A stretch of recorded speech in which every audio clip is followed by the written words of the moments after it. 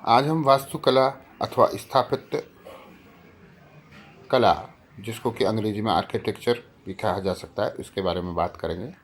भारतीय संदर्भ में वास्तुकला को वास्तु ब्रह्मवाद के नाम से भी जाना गया है। वास्तु शब्द की उत्पत्ति वस धातु से हुई है, जिसका अर्थ निवास करना होता है, अर्थात वह भवन जिसमें मनुष्य निवास करते हैं। परंतु भारतीय संदर्भ में वास्तुकला शब्द का प्रयोग अत्यंत विस्तृत अर्थ में हुआ है। उपरोक्त दोनों दृश्य कलाओं में, जैसे चित्रकला एवं मूर्तिकला को वास्तुकला के अंतर्गत स्वीकार किया गया है। भारतीय परंपरा में मूर्ति व चित्र निर्माण प्रमुख रूप से वस्तु आकृतियों पर निर्भर रहा है। भारतीय कला वास्तुकला के विकास का महान स्रोत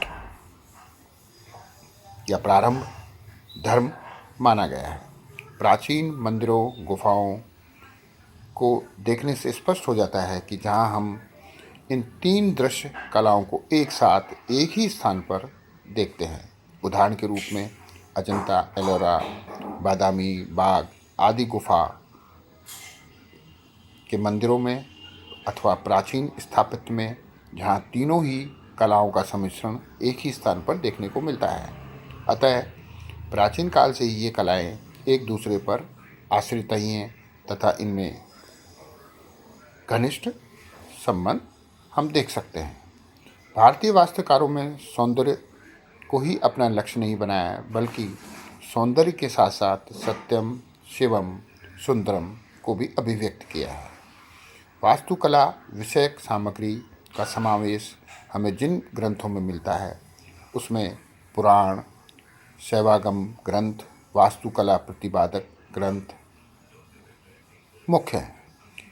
इसके अतिरिक्त सूत्रधार मंडल, विश्वकर्म, सम्रांगण सूत्रधार, वास्तु रत्नावली, विश्वकर्मी शिल्प, शिल्प ग्रहण, शिल्प रत्न, चित्र लक्षण आदि ग्रंथों में भी वास्तुकला की विधि का वर्णन हमें प्राप्त होता है।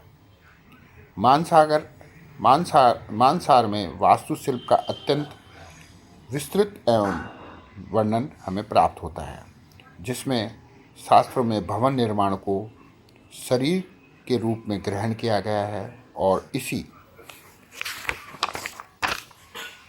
आधार पर भवन और निर्माण करने वाले शरीर और आत्मा का संबंध स्थापित किया गया है। मंदिर के निर्माण में वास्तुकला का यह दृष्टिकोण रहता है। मंदिर निर्माण में भारतीय वास्तुकला के मूल प्रेरणा धार्मिक एवं आध्यात्मिक रही है।